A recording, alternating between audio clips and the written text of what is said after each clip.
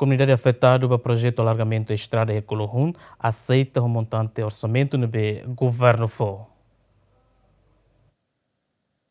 E a quarta semana, o governo Lehus, equipa técnica do Ministério de Obras Públicas, junto com a autoridade local Suco Colohun, realiza encontro com a comunidade afetada pelo projeto alargamento da estrada Ecolohun, onde colhia com a montante orçamento do governo atual indemnização antes assina termo aceitação para pagamento. Encontro na comunidade Balo aceita o montante orçamento do governo atual, mas Balo hatama carta reclamação para o governo atual dia também lá aceita. Comunidade afetada e a Suco Colohun a mutuku makain 5 resin maksihetan indemnização usi governo no husi número ne balong aceita ona honia montante orçamento mas be balong la aceita no ne hatama date uma carta reclamação ba equipa técnico obras públicas a tubele a dia filafali.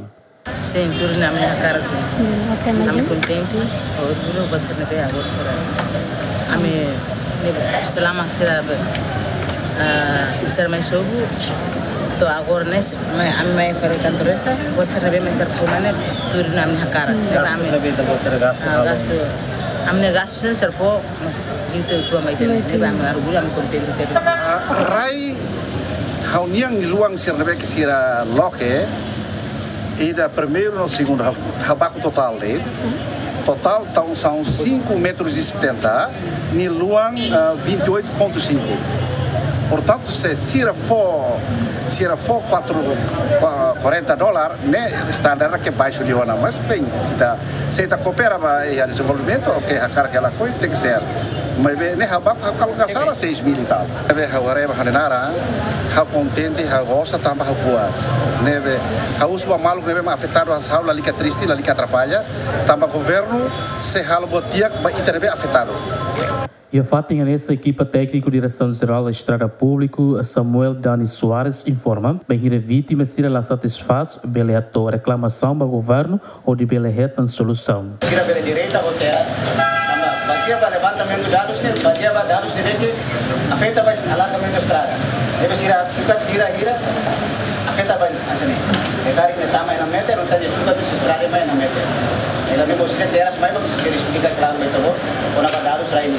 Agora, quando vai processo de pagamento, senhor, o engenheiro está falando termo aceitação, a minha caminha que está bom ser documentos para finanças, obras públicas, depois vai Ministério de Finanças, a transferência. A carga da coisa é urgente. Também está falando de munição, vai estar bom ser propriedade urgente. Aí, mas atendimento vai estar bom ser pagamento urgente.